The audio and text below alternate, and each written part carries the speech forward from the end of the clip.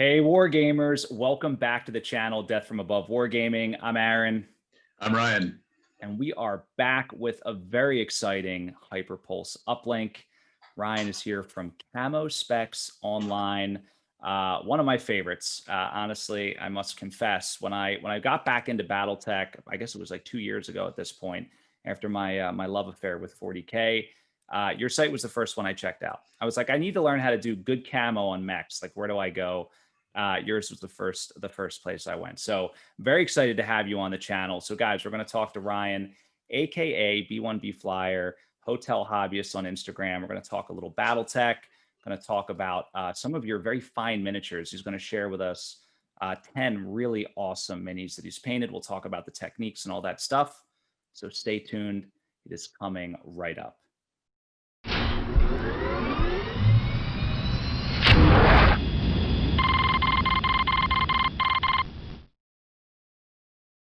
All right, so here we are. Ryan, thanks so much for joining us on this fine evening. Very excited to have you. I'm really happy to be here. Thanks for having me, Aaron. Yeah, man. So let's start out with a little bit about Camo Specs. So some of our subscribers and fans out there may not even be familiar with Camo Specs. So tell us a little bit about what is it? Give us the rundown. You bet. So we've been Camo Specs Online for almost 17 years now. And the entire point of our existence is to be the one single resource for Canon's paint schemes. So, everybody that's played BattleTech knows there's a few rule books and a few source books, just a couple. Just a few, and so instead of having to thumb through, several pages to try and find what unit does what colors with what, company does this, and places their emblems here or there, we try to be that single solitary source that's officially endorsed by BattleTech and their owners to be the reference point for that. So you one-stop shop. You want to look up a certain house or mercenary unit and find out what colors they use and how they paint their aerospace fighters and where they put, the emblem on the wing or on a mech's leg or whatever. We're the ones to go to for that. So I love it. Yeah, the emblems. That is definitely where I am lacking in my paint foo. So I was looking at some of the pics you sent. They have such great the little numbers and the unit logos. So cool. But I'm getting ahead of myself here. So let's talk a little BattleTech. Let's talk a little gaming. Sure. So how did you get into BattleTech? I had no idea what a tabletop war game was until I was sitting in driver's ed in 1995. I was 15 and a half, and I'm sitting there waiting for class to start, and a guy at a desk next to me is thumbing through TRO 3050. No way. Yep. And he thumbs through a page. Yeah, he thumbs through a page, and I see what looked like a was it a Veritech, or it might have been a Glog or something like that. Like, because I was familiar with Robotech, just watching it on TV. Mm-hmm. And I asked him about it, and that's how that whole conversation started. And he's like, "Hey, this is a game. Do you want to play it?" Played in the school library a couple times. Met up a few other times. I actually got into the game. I went and bought a 3rd edition plastic mechs box set. Yes. And it was off to the races. My brother and I both got into it, and we started trying to play the game, which I look back on it now, and we were way off from the rules even back then. But it was fun to learn and to kind of figure things out. And it's completely different from any board game we had played. And yeah, we got really into it, and we had friends of ours that we got into it, and ended up having 5 or 6 people sometimes playing BattleTech all at once. It was a good time in high school. So yeah, that's awesome. That's funny. I mean, so we've had a few different people on the channel. The driver's ed story, by far the most unique. I mean, it is funny though, like the random things that happen, right? It's like if that dude was never sitting next to you, would we be doing this interview right now? Who knows? Probably not. Probably not. It's all BattleTech's fault. How about that? That's right. That's right. So the 3rd edition box set, right? The plastic minis, just great, right? The little, I mean, they were just, you kind of fit them together, very easy to get started. They were awful. Come on, don't be saying that they were easy to put together, but compared to any miniature you've got today, now, modern miniature, but yeah, I mean, it's true. I mean, I will tell you, I still have, I'm pointing over to my shelf over there. I still have some of the original plastic ones.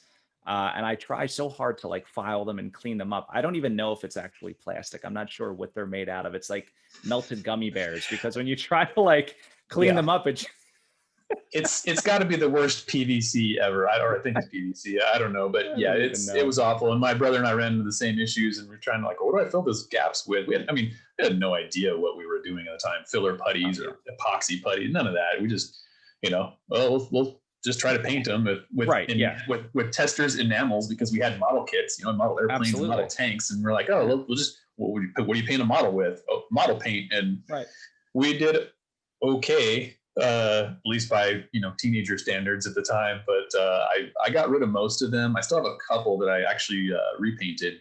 Nice. They're sitting on my shelf, but most of them are gone, and I'm okay with that. Yeah. Some of them are so mangled. I can't, like the Warhammer is like sort of like concave at parts. Like I think it, but anyway.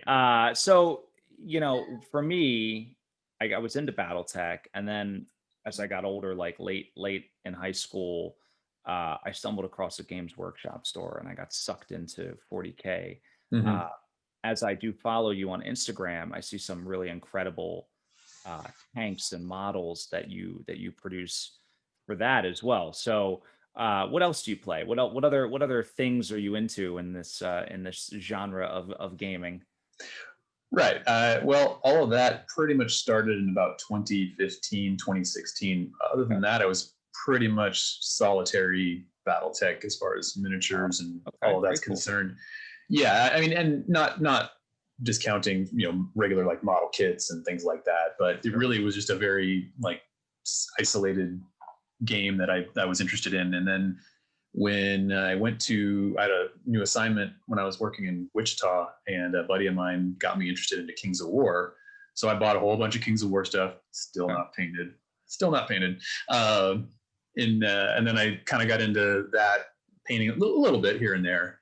And I found that what I did find the benefit to it was that fantasy painting or 28 millimeter scale painting versus BattleTech being 6 millimeter 1/285, completely different. And it wasn't the challenge necessarily, but it was the complete different way of being able to work with a model that really appealed to me and allowed me to kind of expand and try things that you just don't really try on walking tanks or actual tanks. It was something more obviously organic in most cases to try painting with, which in my opinion, if you learn a technique and you can practice it a few times, you become better. And then maybe that translates over to another method of painting that you didn't think that it did, but now all of a sudden you're better on both fronts. The other thing I really use it for is to avoid burnout. And the fact is that, if I don't take a week or two off from painting completely and either just build something or go to something else, it really means I'm going to sit there and I'm going to sit at my desk and I'm going to just be like watching YouTube videos or listening to music. And I'm like, oh yeah, I'm painting. And I'll be like 3 hours later, I'm like, haven't touched the brush. So yeah. Hopefully you're watching Death from Above Wargaming videos and listening to our soundtrack, Ryan. So, well, as long as it's the Death from Above Wargaming acapella group, then sure, you bet. But that's on our roadmap for 21. Yeah, that's funny. But I feel you with the burnout. I actually just cranked through about 26 mechs in preparation. I got my email that the Kickstarter, they did the second confirmation of my address, and I was like, it's happening. I got to clear out the backlog. So about to get real. Yeah. So I went on this, this like 4-night bender of painting, and I was like, man, I need a break from this. It felt good when I cleaned everything up and put it away. So you bet. It's interesting what you're saying though about the change of pace between 40K, 28 millimeter models and the BattleTech. Definitely, having painted my fair share of both, I not as well as you, but having painted my fair share of both, I definitely can respect, the differences, right? The level of detail and all these different things is pretty neat. Absolutely. And sometimes the models are what draw you in. And in fact, I wasn't interested in 40K at all, even though I have several friends that play it that I play BattleTech with, until the Death Guard models came out in 2018. And then all of a sudden I'm looking at those going, ooh, I really wouldn't mind painting a couple of those. And then I bought the half the box set. And then now I'm, knee deep in 3 different armies. Again, most of them aren't painted, but I have painted quite a few different elements of those models. And again, it's a great experience to try things that you just don't get to try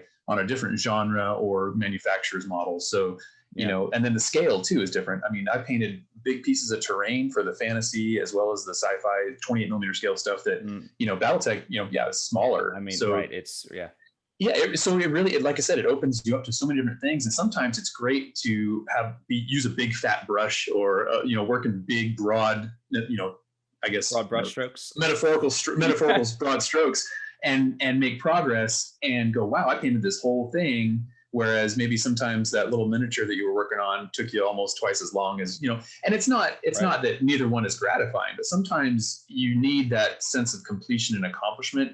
And it's a lot easier to paint a little piece of terrain for a 28 millimeter game, like a rock or a fence or whatever, something weird like that, and be done with it and be like, okay, cool, that looks good, because you put it on the table and like, you got 15 of them all together. It looks like a scenery, working well together, and you get this nice thematic looking appearance. Whereas BattleTech, I think, is a little harder to get some of that, just due to the scale.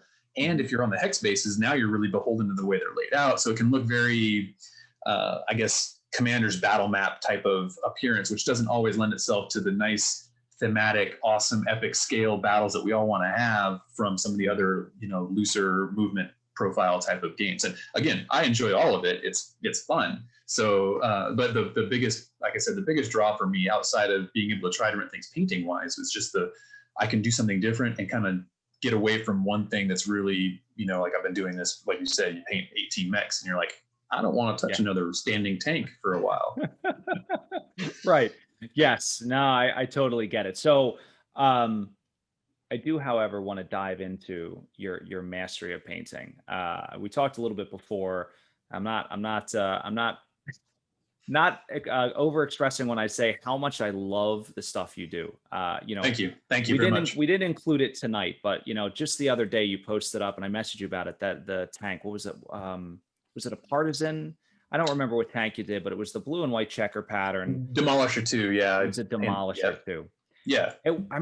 Awesome work, dude. Tremendous work. The other thing that when we're talking about 40K and the different styles, like 3 years ago, maybe 4 years ago, everyone was real hot into the like airbrushing the plasma guns, right? And doing that lighting effect around the plasma guns. I guess it was, I think, what I'm talking about? Like, the sort of white hot in the middle, and, the model, the blue was reflecting off the dude, the Space Marine's armor. And when I look at your stuff, right, you've been doing that for years with, with the blast effects on the mechs, right? And so a couple of the mechs that I pulled from the library of amazing shots that you sent me, have those lighting effects. So, really excited to dive into these things and sort of talk about them. Sure. But before we get into that, I think, for the sake of everybody out there, tell us from your perspective, the journey, right? From, when we were painting, it's funny you mentioned testers. It's exactly what I used on those models as well. So we're starting at that point, to where you are today, what is that journey like, if you could sum it up? Right. So, we painted these models with the enamels, and, like I said, I was in high school and I'm sitting in another class. It was a different class, a math class, I think. And the guy in front of me looks back, and I was showing my buddy of mine. He's like, oh yeah, my brother and I painted these, here's how they turned out. And he looks over and he had seen a couple of the other ones I had that weren't painted yet. And he goes, hey, if you want, I'll paint those for you. And I'm like, what do you mean? He's like, oh yeah, I paint miniature figures, this or that or whatever. I'm like, oh really? And I thought he was going to like maybe ask me to pay him or something like that, but he just did it for free. So I get these models back, and, by today's standards, they would have looked, you'd be like, oh man, but they were painted, and they were painted with acrylics. So the first thing I did was like, how did you do that? What did you use? Where did you go to get the paint? So, because this is all pre-YouTube, there's no internet. Right. I'm 16 years old. Right. Honestly, this is almost as old as the internet. This is where you get to that, like, well, how did you do research? It's like, well, you had to talk to people, you had to ask questions, you had to look stuff up, like, and ask like places that sold things and ask them where they got those things, or if they could stock it for you. You couldn't just or special order it from like, Right. Yeah, man, I remember. So he told me, and there was a game store that unfortunately is long since closed now, but they had TROs, and they had the BattleTech Learn to Paint kit, the one with the old Axeman with the green and light green, dark green tiger stripes on there. Yes. Of course, I don't think I primed it. Anyway, but you had the old Ralph Partha paint pots with the screw caps. Still better than GW, but because I still have Ralph Partha paint pots that have good paint in it. I have a couple GW ones that are still survivable, but most of them are now stands for holding miniatures while I paint them. Right. So that got me into acrylic paints, which then leads you to, okay, well, how does this work?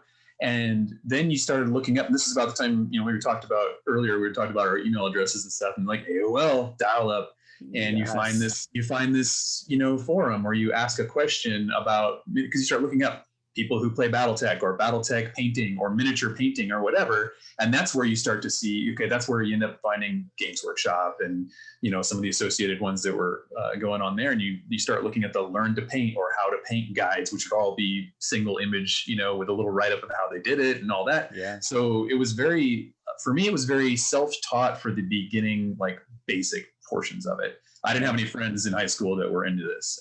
The guy that painted my miniatures, he wasn't a bad guy or anything, but he wasn't like a close buddy or anything, and he wasn't interested in the game. So he just wanted to paint something because he was actually really into art. An artist, yeah, exactly. Right. So that's where it all started. And then I went to college, and that's when I kind of had a little more free time on days that I didn't have classes or whatever. And I started to, now I had a good internet connection because I had the school and all that. And that again, the online community forums, Lords of the Battlefield was one that was huge for that, and started looking up, what other people did. And really, I would message people, or in the forum when they painted something, I asked how they did it, questions, paints they used, things like that, brush, whatever. And, so, and I enjoyed drawing ink and pencil in art. I'm by no means super really good at it, but I'm not horrible.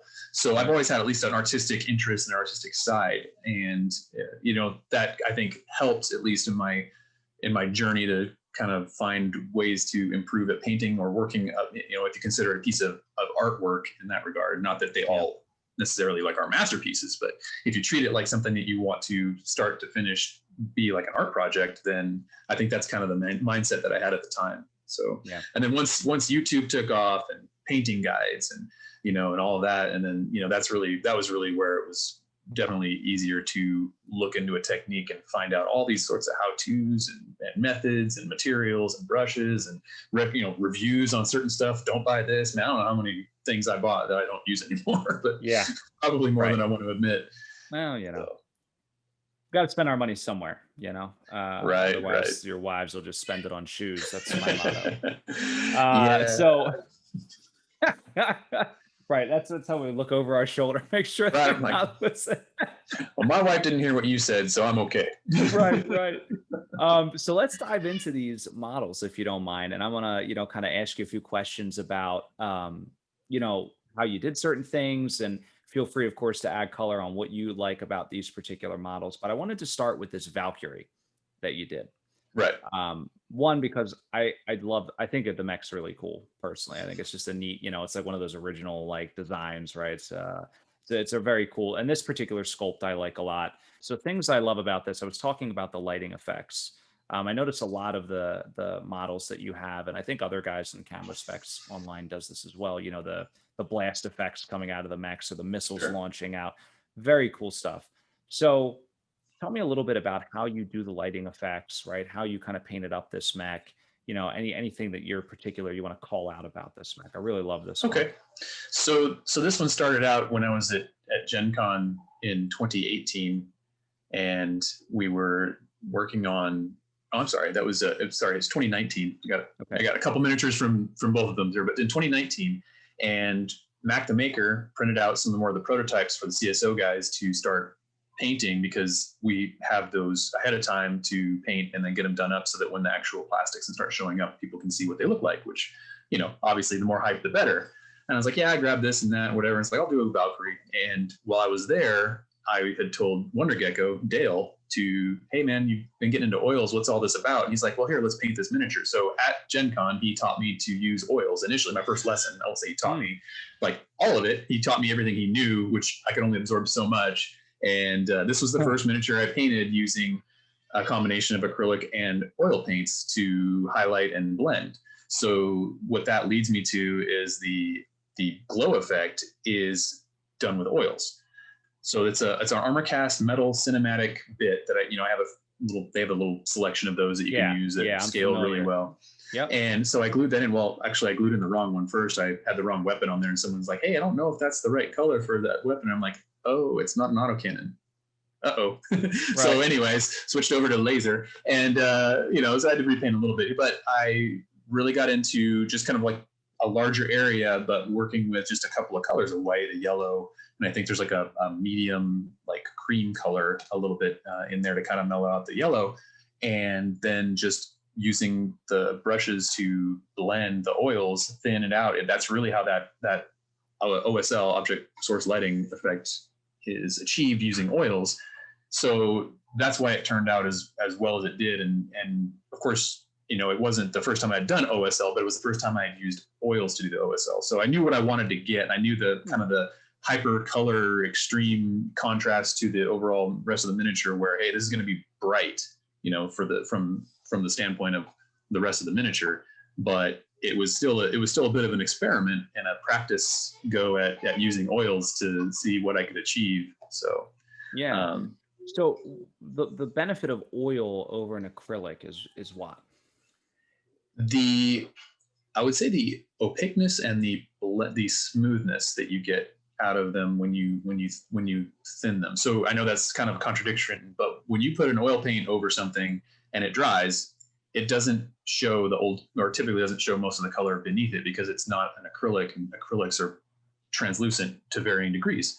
Yeah. So you get that. So that can work to your benefit. It can also be a bit of a detractor. But if you thin them out with, I say thin them out, if you spread them almost like, kind of brushing them out until they kind of get thinner and thinner, then you start to get some of that translucency based on just the thinness and the level of just subtlety you can achieve with those, with really a lot less work than if you're trying to build up thin glazes or try to use an acrylic. They also, the downside though is they take a really long time to dry, and you can't put anything water-based over them because oil and water don't mix. So so it adds to the overall time to paint the miniature, but the time that it's being taken is not active. It's sitting on a shelf curing. Yeah. So, you can spend 30 minutes total time working on a blend, but really it might take you a couple days real time before you can do something else to that particular portion. Wow, that so long, huh? Typically I'll wait a day or two between letting the oils cure and putting a sealant, an enamel or a coat, protective coating over it, and then moving on to whatever else I'm going to do later. So I try to do those things at the very end, so it's minimally interacting with anything else. But sometimes, depending on what you're doing, it can interact, or it can be a must-do step before you can move on. And we'll talk about some of that later on with one of the other miniatures I did, where I used a black oil wash, and that's covering the whole thing. So now I'm tied to letting that completely dry, sealing it, and then I can move on to acrylics over the top later. I see. So a couple other things that jump out at me here. Of course, the decal work is phenomenal. Are these Piranha? Was that your go-to, or what do you use for the? I almost exclusively use Fighting Piranha graphics. Yeah. The ones that you might see from time to time that I use are really small numbers, are from the Robotech RPG Tactics Kickstarter. Cool. That I got a bunch of those decal sheets because there's just a bunch of numbers and emblems and little things that are really useful. Of course, you get a whole bunch of the RDF and the Zentradi stuff that you don't really need, but the overall, like, the numbers are really tiny. They work great for kind of almost like either company or battalion markings, or like you can do 212, 213 or whatever. And they've got gray, white, and black, so you're always going to have something that contrasts the paint beneath it. So yeah, so they're. I mean, I don't know if you can still get them now through like eBay or something like that, but I have a lot of them. So I like to throw those in there just because it's a nice little something or other, and it's not really. It doesn't take over, even on a smaller mech. It doesn't really overwhelm the panel and all of that. And then some of them are, or at least some of the decals I will use are custom stuff. When you see a name, for instance, on there, most likely I didn't paint it. I probably used a decal, unless it's in white, in which case I probably did have to paint it because white printing requires special printer and all of that. So on this one, it's all Fighting Piranha graphics except for the alpha, which is hand painted. The alpha emblem is hand painted. So yeah, that's incredible. And you brush that on, or do you use like paint pens? Man, you brush that. Okay, that's madness. I tell you, madness. How tiny are your brushes? I mean, I Well, I mean, you like a 0-10, or what do you? I thought for a long time that a really small brush would mean that you could paint really small things, but it's not really 100% true. The problem with acrylics and tiny brushes is that if there's not enough in the barrel or the kind of the central portion of the bristles to hold the paint, it won't hold enough moisture and it ends up drying out really quickly. So you can, if you're doing something relatively like wet, like a really thin glaze or something like that, they can be useful for things like that. But I tend to use a 0 or a 00 for a lot of the fine detail. As long as it holds a good sharp point, it doesn't need to be super tiny. Really, it's about how much of the brush you're using. So if you're laying it on and if you push, like not hard, but if you're pushing down and getting a lot of those bristles onto the miniature, it's going to put more paint. So it's kind of about finding that delicate touch. And I make mistakes all the time. I just really good at covering them up. So yeah. Well, yes, clearly. This thing looks awesome. Thank you. Let's move on here. I could probably spend an hour on this mini, but let's get on to this next one. Phenomenal. So, not to talk about 40K again, but the first time I saw this type of effect was with the Tau stealth suit, right? And Same I don't here. know. Is that where this was inspired from? What I was gonna talk about that was where this whole like idea came Spoiled from. it. It's like, yeah, it's all right. I ruin everything. It's awesome. It's awesome. So tell me. So this is, I assume, a 3D print, right? Like a clear resin. It's not actually. So Ironwood Metals actually did clear resin or acrylic I think it's resin, clear resin casts of the Exterminator for a limited run. And what this ended up happening was one of the guys at CSO or a couple of guys at CSO said, hey, Ironwood Metals has a few of these and we're going to send them out to you guys because they were miscast. There was a bubble in the canopy and the head. And actually this one I think has a bubble in the leg too. So basically they didn't pass QC. They weren't product that was going to be sold. And I think since then they've done a reissue or redo on this or whatever. But at the time these were hard to get. And the whole point was like, hey, can somebody paint one of these up for a special project? And I didn't really know all the ins and outs. So I was like, okay, cool. How long do I have? And they're like 3 days. I'm like, okay. So never painted a clear resin anything before. And I'm like, well, do I want to paint it? Do I just want to kind of put some wash on it and kind of make it look like it's invisible and just basically do the base and make the base look like it's walking on, forest or swamp or whatever.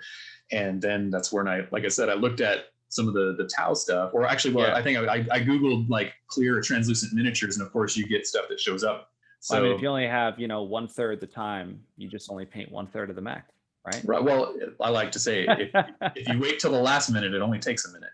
So that's right.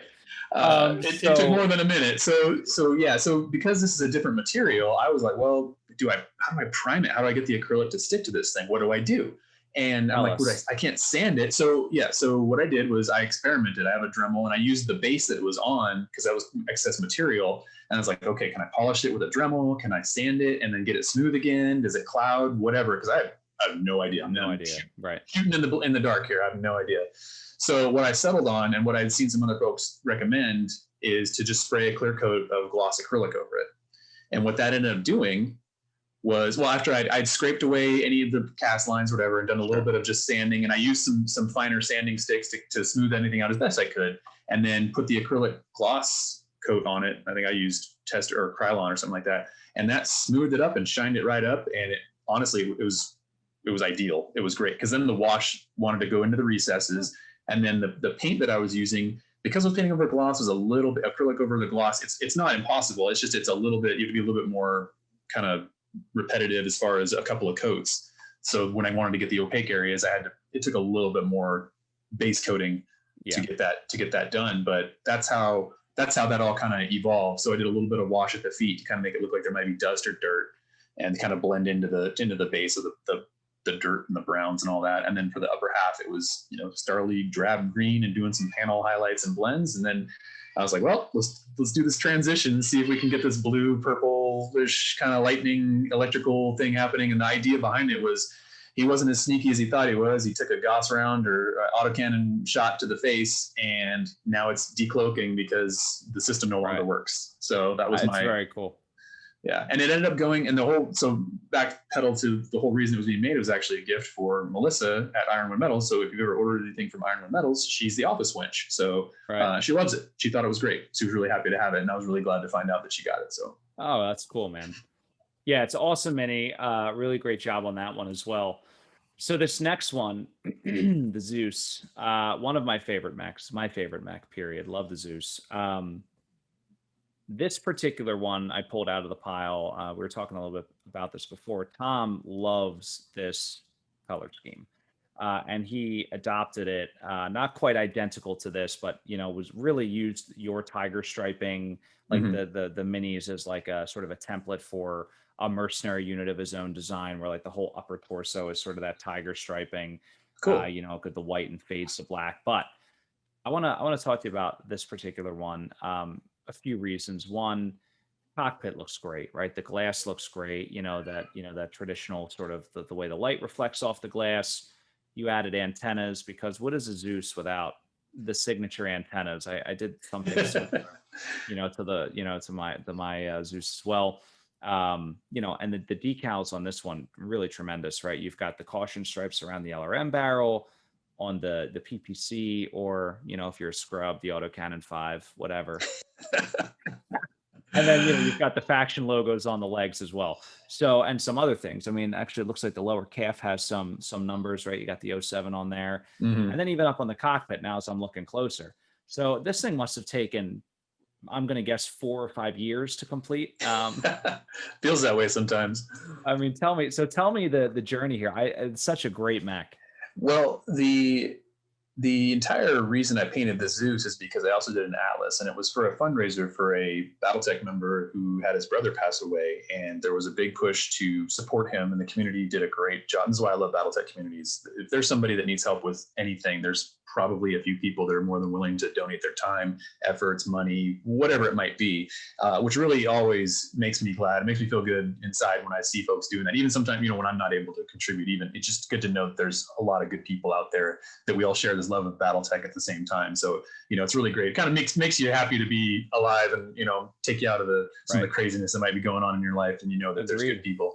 So I'm sitting there watching this all happen, and I was actually on a layover in Orlando, and I actually had a long layover from the jet. The weather had been bad, so I got stuck in Florida. So my wife had flown down, and we were actually on the beach. And I asked my wife, "It's like, hey, hard."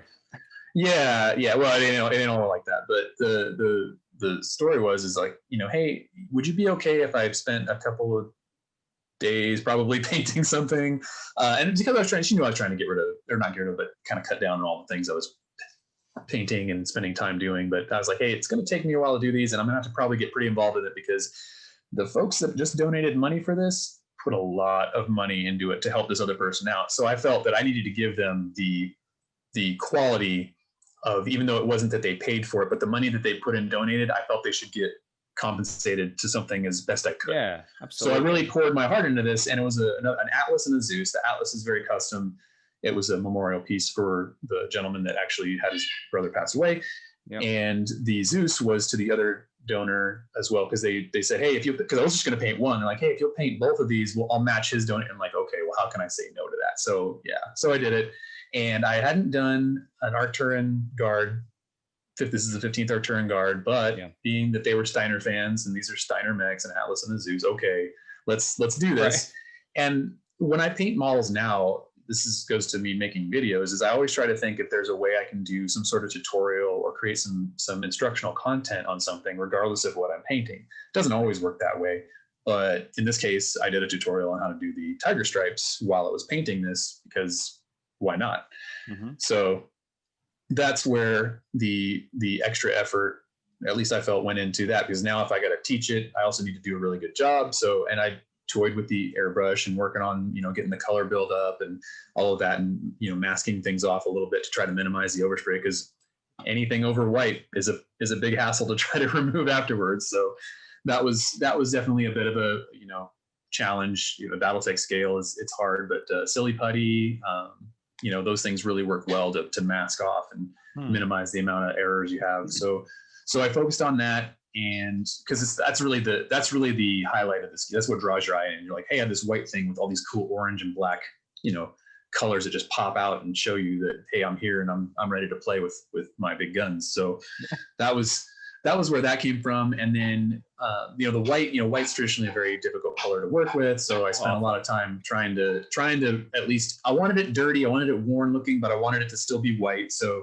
I went in and did a lot of weathering, but then I came back in and had to, based on this Zeus being that it's got a lot of tiny panels, I had to do a lot of little, small touch-ups and yeah, almost like pointillism, but that's okay. It was definitely worth it. And then the cockpit being that, orange and on the color wheel, orange and blue are certainly complementary to each other. So you go right across and draw a line. If there's blue, and it's like, okay, I'll do blue I add one more level of wow to it. I don't always do that. I don't always just look at the color and go, oh, use that color. That's the rule. Sometimes you just want to do something that's neat or matches whatever else you've done before. But in this case, I was really just going for as much wow as I could possibly do. And then I, threw on some custom decals. I think this one's Big Jim. It might be hard to read on there, or Big Deal. I'm sorry, this one says Big Deal. So little things like that to kind of really just make everything pop. And then I spent a good amount of time blending and glazing up the blues to make them. Yeah, they're really good stuff. So a couple of questions on this. So you glue your models together completely before painting. Is that what you do? Or this one you just did that? Almost always. If it's a larger, different game, sure. But for BattleTech, I'm almost always going to have it assembled unless it's something that I just can't get to. I don't like having to try and figure out, especially with metal, just because it's harder to keep, I drop almost every miniature I paint or knock it over or something. So, and the last thing I want to have do is that, I've done a bunch of airbrush work or I've done a bunch of hand painting or whatever, and then I chip a bunch off the edge and now I got to go play touch-up games because I knocked it over because I'm clumsy. So, if I can avoid having it be in two pieces, that's two pieces that I might knock over versus just one piece. Right. So that's a fair point. Yeah. And with the Zeus, this one's a single piece model anyway. So really it comes down to, do I want to have it attached to the base or not?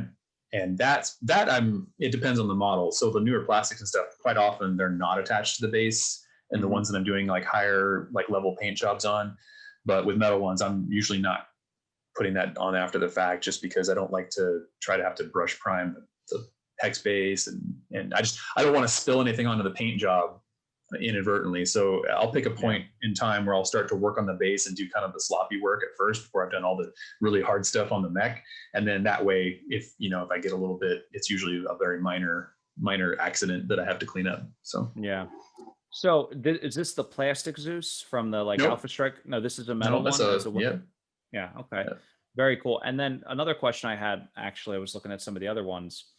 So you guys always do such a great job of getting the mechs flush to the base, right? Now, some of the mechs come with, stuff attached to their feet. Mm-hmm. And if I'm patient enough, I'll cut it or saw it off. But most of the time I just like stick it on the base. Now, do you guys cut it off, Dremel it off, or do you actually cut out a section in the base and level it and then sort of flock over it? How do you get it, nice and even with the base? So it used to be that, especially with some of the older sculpts, is the base for the feet was too wide for the lip on the hex base. So you're like, well, what do I do? So I just take my clippers and heavier duty wire cutter type cutters, and if it's lead, I'll just trim it down until it's inside of where the base would fit. Now you can buy flat top metal bases, so you can get those from Ironwood Metals. Makes 3 or 4 different sizes of flat top bases. So now you can it doesn't matter. You can stick that on the base and you can just build it up around it instead. You can kind of do the opposite of trying to, sink it into the lip of the base. But most of the time, if it doesn't fit, I'm going to keep it within the confines of the hex base and trim the whatever the mech is on. Usually it's an oval or something like that. Well, I'm going to trim that down to make it fit and make that work. That's typically what I'll do. I haven't had to do, there's, like I said, some of the older ones, the 80s ones are definitely like the lead and all that, the ones that are the worst offenders. I think the Wolverine and the Shadowhawk and a few others have big, just chonking bases, and you're like, why is this all here? So Yeah. yeah, so that's I will cut them down and make them fit. I don't like it sitting on top of. I don't like flipping the hex base over and using the flat side that way, because I don't like the inverted bezeled edge. So Yeah, no. but I mean, any of those things are also options, and you can also, I mean, you can use MDF bases. You don't have to use metal. I mean, if you got a metal miniature, it's not going to be about the weight at that point. So MDF bases work just as well. And like I said, I'll take, if I can, I'll just take putty and build it up, or basing material, and build it up to match the base versus trying to bring it down. I like that. Interesting. Well, pro tip for you there, guys. So moving on, this one so good. I just painted one of these, the new Battlemaster. So I love this mech because of there's really two things I love about this mech personally. The first one is the striping. So we talked a little bit about your paint work on the letter A on the Valkyrie, right? And the perfection of the stripe work here, it really sticks out, because the new Battlemaster sculpt, which is phenomenal, it's not just like a flat, like a lot of some of the older mechs is very flat. This is not flat. Right. And I'm a car guy, like racing stripes, like getting it so that it looks right. It has to kind of roll with the contours, but it still has to be straight. Freehanding that had to have been a nightmare. It would be for It took me. some time. So tell me how you did that. Well, so the Lexington Combat Group has that black with the white border pinstripe essentially, and I was thinking the same thing. Is like, how do I make this work? And I try to break down like difficult processes to the like easiest level, because if it's simple, or if there's not a lot of elements going on at once, it's a lot less likely that I'm going to make a mistake.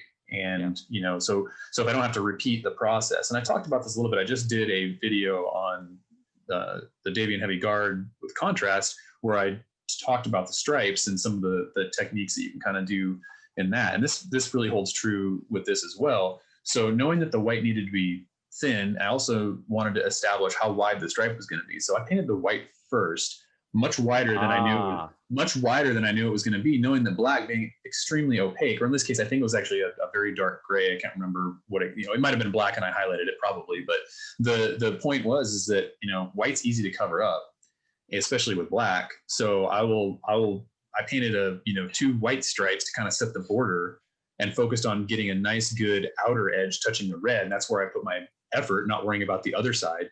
And then did the same thing with the black, worried about just bringing it up as close as possible and as straight as possible to the white, and not going over. And then filling in, once it was done on both edges, just filling in the middle to, because that's the easy part after that. So at least comparatively, I'm not trying to say that it still takes a lot of patience, and you do need to be, pretty methodical and take your time and all of that. But, but that makes it easier overall if you just break it down. And it's the same way, I think, with airbrush as well. When you airbrush, and you have to have the process, the order of operations, if you will, really will make things either much harder or much easier for you. And that takes practice and understanding. Some people are better at it by far than I'll ever be at following the methodology to get to some sort of result. When I'm like, man, that took me like 4 extra steps. How'd you do that? So yeah, I don't even know which end of the airbrush to use. I am a paintbrush guy through and through, but this is really impressive. I mean, even the consistency and the thickness, right? How it, the distance from left to right on the mech. I mean, it is right down the right spot there. It's one of my better ones. I'll fess up to that now. I mean, it's one of my best stripe work that I've done.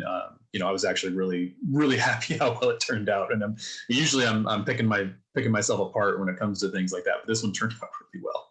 Yeah. It is very cool. The other thing that I really love is the cockpit.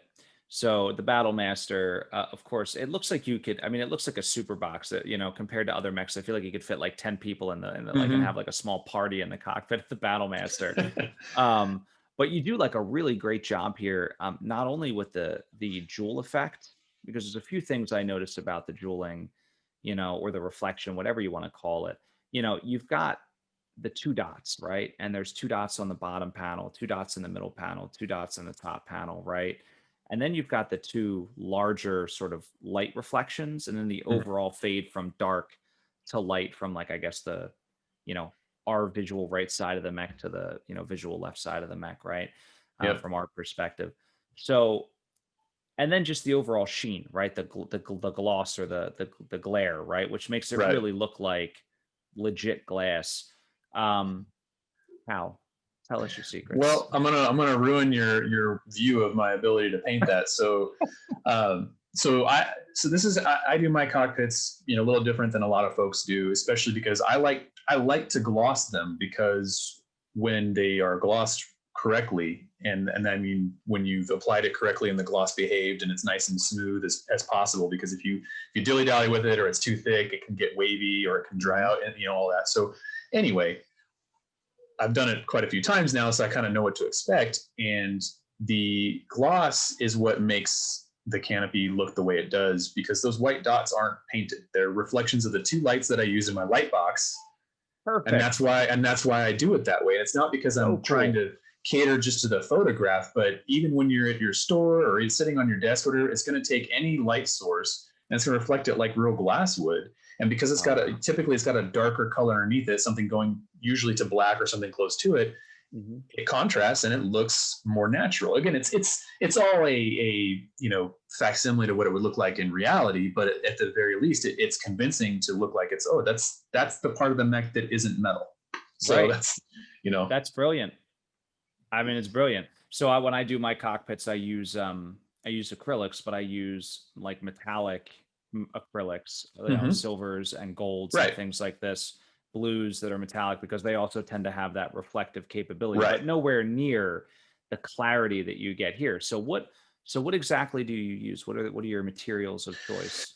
So I was using probably the oldest bottle or in existence of GW's clear gloss varnish, like the old screw tops that you couldn't get undone after a while. Like I had that thing. I kept adding water to it, and eventually it got gooey and yellow. And this is after at least a decade. That's how much I use gloss. I mean, when you only do a cockpit on a battle mech or a laser, you're not using enough of it to matter. Yeah. Right.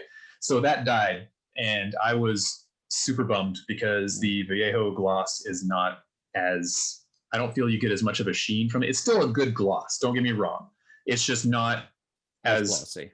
The clarity isn't as nice, in my opinion. It doesn't mean that you're wrong if you like it, or if it's what you have available to you, that's fine.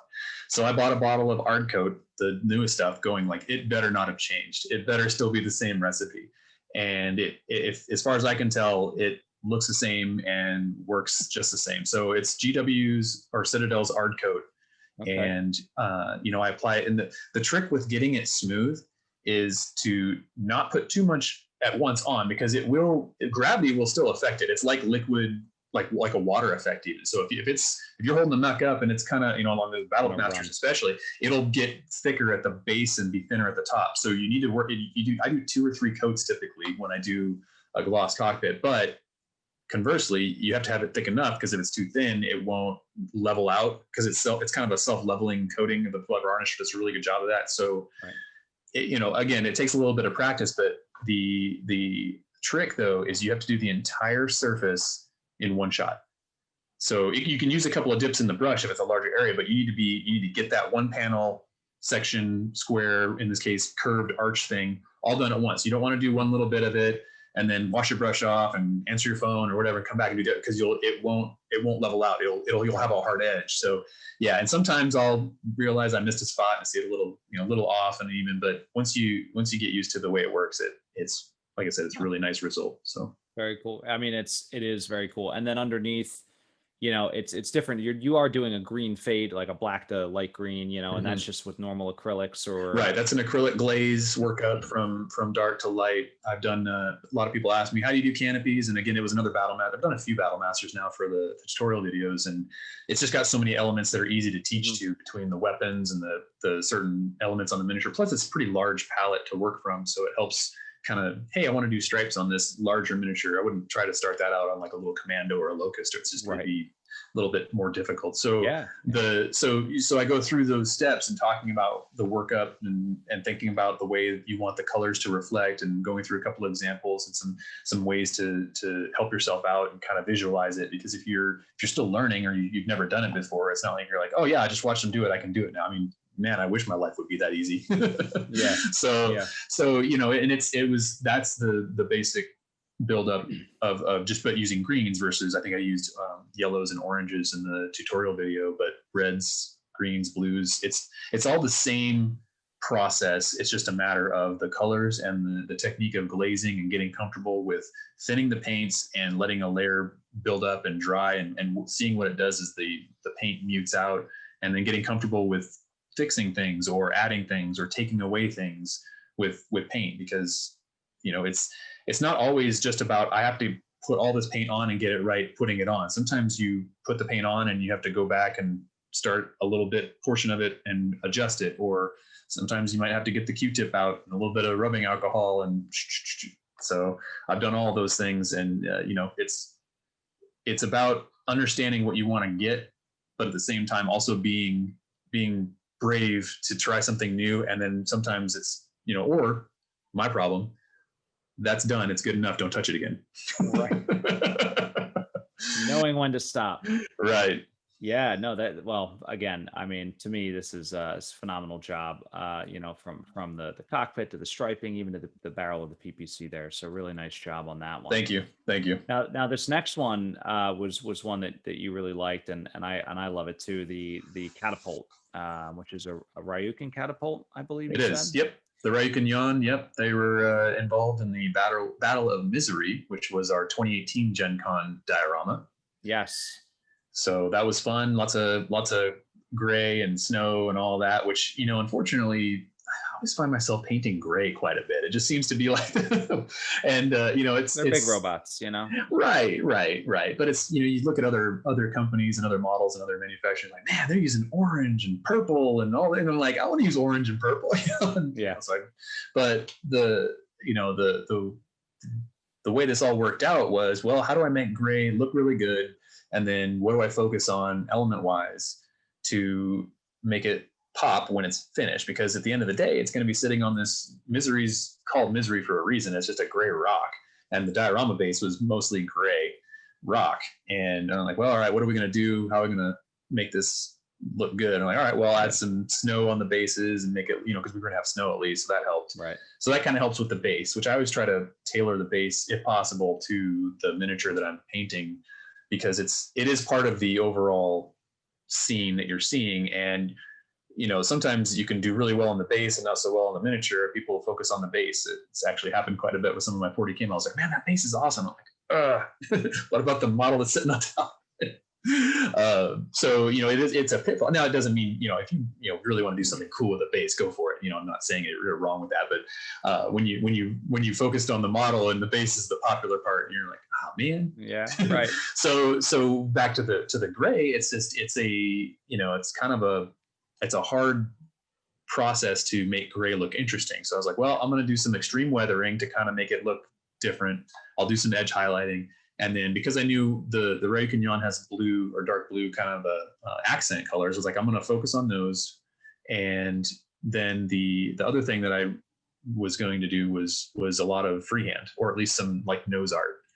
And that's where that part came in as well. I was like, oh, this catapult's got a lot of surface area on the side of the torso. I'm going to figure out what I want to paint there. So I did some custom decal for crowd control, and then I hand painted a missile swarm to kind of make it look like, you know, it's not as bright. I think if I were to do it again, I would make it brighter just to stand out more. But you know, I'm really happy with how it turned out overall. Yeah. So I was going to say some of the things that I love about this model, aside from all the freehand work, which is incredible, there are three things that pop out. The first one is the blue, right? So you didn't just do blue and then edge highlighted it.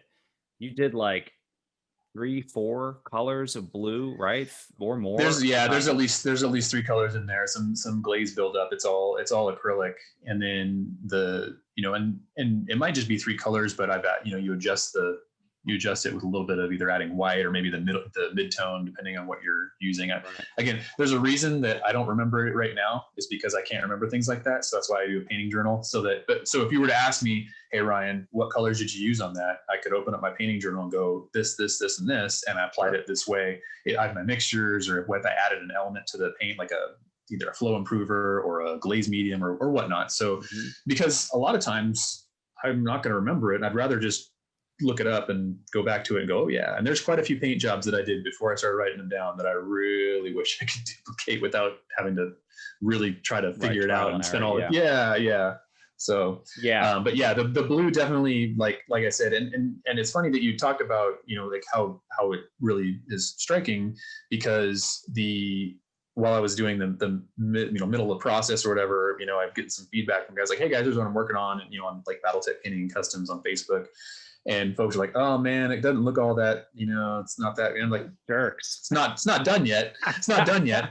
I wasn't worried, but it's one of those like, yeah, I mean, I get it. I totally do. And that's the thing. It's like, that's exactly what I was expecting, because it's gray and it's very just neutral, and neutral doesn't stand out. And at 6mm scale, if it doesn't stand out, then it's in the background. So like I said, you gotta take it up a notch here or there, or find ways that you can really put a few pops of color. And I try to suggest that too to folks that are wanting to take their, as they're learning to paint, it's like, hey, what can I do on my next miniature, or on these miniatures here that I want to add something to make them really stand out more? Because they're just not really telling me that they're done yet, or I'm just not really getting excited about looking at them, or I just don't feel that they're as good as they could be. And oftentimes it's some color on the canopies of the cockpit, or coloring the missile tips if they have them, or adding some accent colors if it's or at least taking them up higher than you maybe thought you would. Because sometimes we have military vehicles, like when's the last time you saw a military vehicle that didn't look brown or green or just gray, and it's just kind of it's just there. It looks cool because it is what it is, but it's from far away. The whole point is that you don't see it easily. Right. Agreed.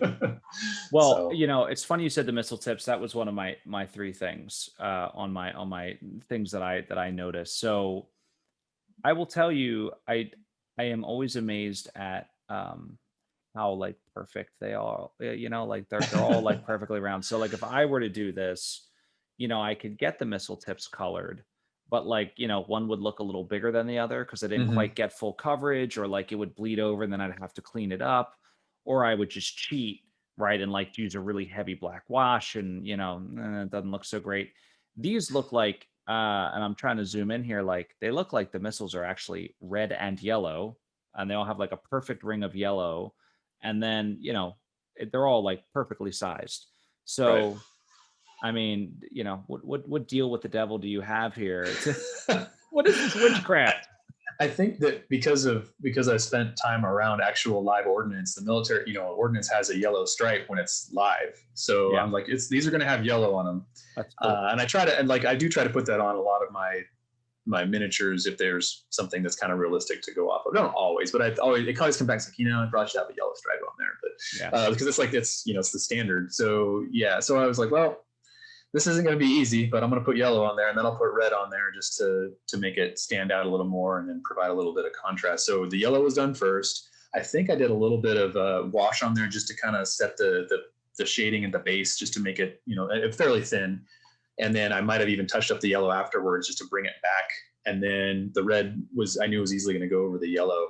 I think the way that I did it was I didn't try to paint each missile all the way around first. I think I did the top sides methodically, and then went to the bottom and basically did the same thing. So I wasn't trying to paint all the way around at once. Gotcha. And I think, maybe I turned it a quarter turn and I got, 90. So it was really like painting four sides of a square, even though it's a cylinder or a cone in this case. I think that's how I ended up doing it. And honestly, if I were to do it again, that's probably at least how I'd start.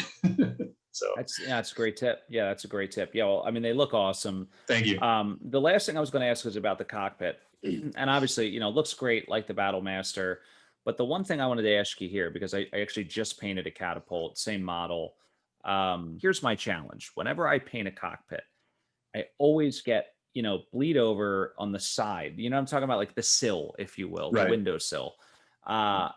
So how do you prevent that? Do you just, I mean, I typically will wash around it and try to, Hmm. blend it out, but yours looks so clean, so clean and fresh. So, I mean, again, is it just down to how much paint you have on the brush or the pressure that you're using, or what do you do to try to keep that edge so crisp? Okay, and this is like I was talking about before, where sometimes you got to add or subtract the paint depending on what you want to do. So really, like I try to do the same thing. I try to keep that metal edge would probably be painted the body color or the panel color of the mech and not be black. So whenever I make a mistake like that, like so it was probably gray to begin with, and I either was doing the black as the base or the dark gray as the base, and when I was applying the color, if I noticed I made a mistake, I fix it right there. Just because it doesn't mean I'm going to get 100% of it all off, but if I get 90% of it, then that's just that much less I have to try to touch up. And when you have maybe a brighter color over a lighter color, like for instance, if it was white, or in this case, obviously gray, I'm minimizing my work. I almost always have a spare, a decent, not like brand new or anything, synthetic brush, usually a size like 1 or 2.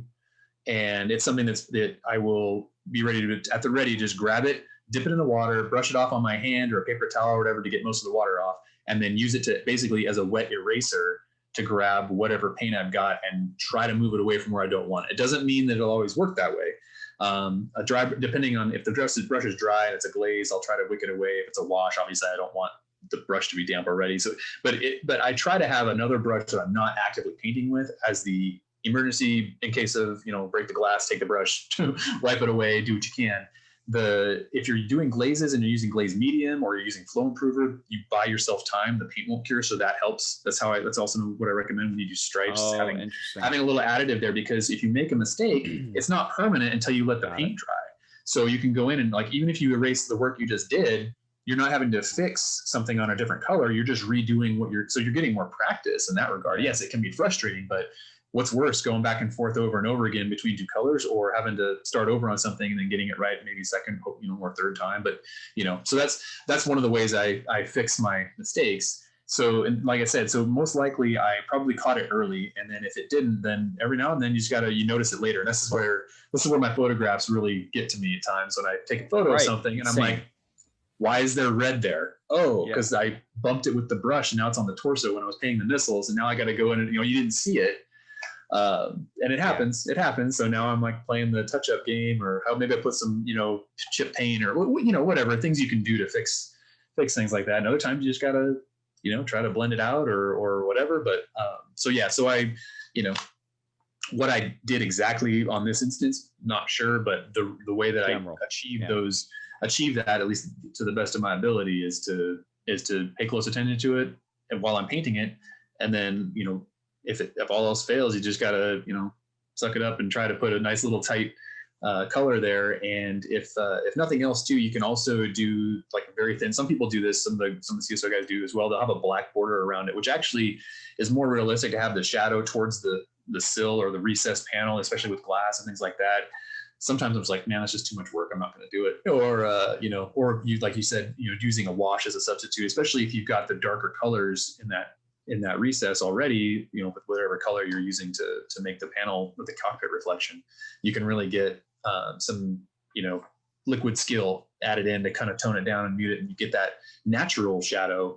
And even though it might not be perfectly black, at the distance you're looking at the miniature, like I said, I take photographs of stuff, it's a close up. Like you'd have to have it, less than a foot away from your face to see these things. So, on the table or the 2 foot, 3 foot, whatever, it's going to look great.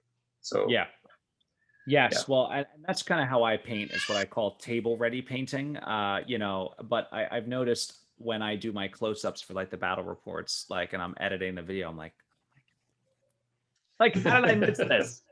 Oh man, it's too late at that point. Too late. Anyway, let's move on. This Marauder. Let's talk about this Marauder.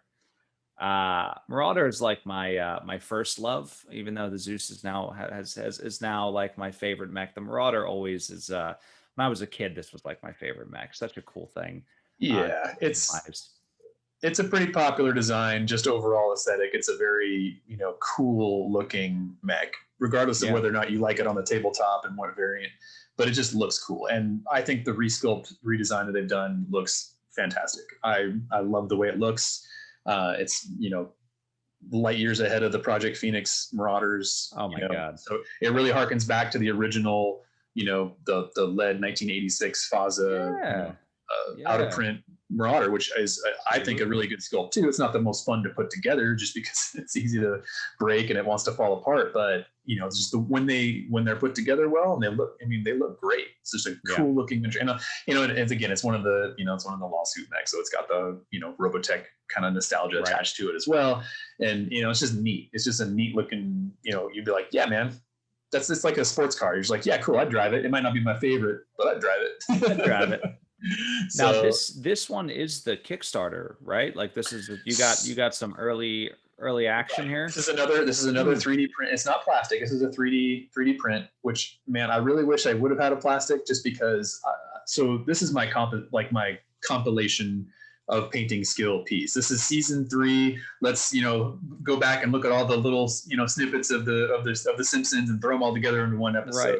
This is my composition or compilation piece. It is just about every technique I know how to do on one miniature.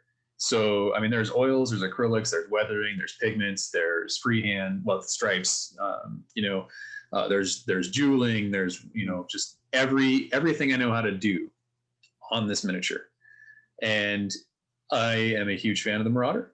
It is not my favorite, but one of my favorite designs. Yeah. But the classic, the 3025 Davion, however you want to say it. The Brigade of Guards, in this case, the heavy guards, the blue with the white and red stripe is just, that to me is BattleTech. That is I just love this scheme. I know it's not the most, you know, striking, but it's just, you know what this is as soon as you see it. You just, you know, anybody that's played BattleTech is like, oh, yep, yeah, that's no one's gonna argue with that. So. And it's definitely one of those pieces where I put a lot of extra time into a lot of things, and some of it was a back and forth process. Like, you know, I ended up using oils on it as I was learning to do oils. I actually started this miniature in 2017 and didn't finish it until this year. And that was because there were certain things I just didn't want to do. Sometimes, you know, time and burnout and things like that happening, but there were, it's like, you know, how do I want to highlight this? And I would sit and just mull over it and like, I'll just paint something else. So, but finally, once I got comfortable, I was like, you know what, I'm just going to do it and be brave. And I'm going to throw some more airbrush highlights on it. And then I'm going to try to do this and that. And then I'm going to throw some oils and see how that turns out. And it's definitely a more accentuated and stylized bright blue versus what would be more traditional and what you'll see later. Blue. Sure. Right. But I mean, you know, I have other, you know, Brigade of Guards miniatures that I painted that are much more like, almost like not monotone, but more subtle and less like hyper highlighted in this case. Cause there's white, used white on this highlighting. So, you know, it really, you know, it shows the panel gradient and makes a nice, you know, like, oh man, it looks really neat, but it's a style. It's not really, you know, like it's a standout amongst the other pieces that I have, just because I spend a lot more time on it, but I don't mind it. It allowed me to try a lot of different things. But the miniature itself was really fun. It was fun to paint. Like when I was painting it, I really enjoyed it. I was just like, oh man, this is a cool detail. Oh man, really took the weathering well. Or look at all these panels to put these stripes on. And I had room on the opposite side, not in this photograph, but a decal. It was from Fighting Pornographics. It's a girl holding a bunch of like assault rifles and weapons and stuff. And then my custom decal I put underneath it was brass lass. So it's kind of a, you know, with the autocannon, and I just kind of felt it all kind of tied together. I'm huge on like Noah's Art and things like that. Oh, it's so cool.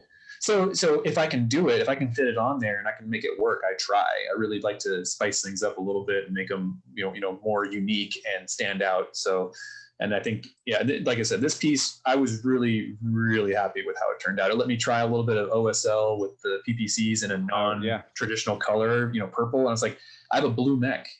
It's all blue. If I do blue in the barrels, it's going to get lost. It's not going to show up. So what do I do? Right. Well, what else does electricity look like? Well, purple. Let's go for it. So right.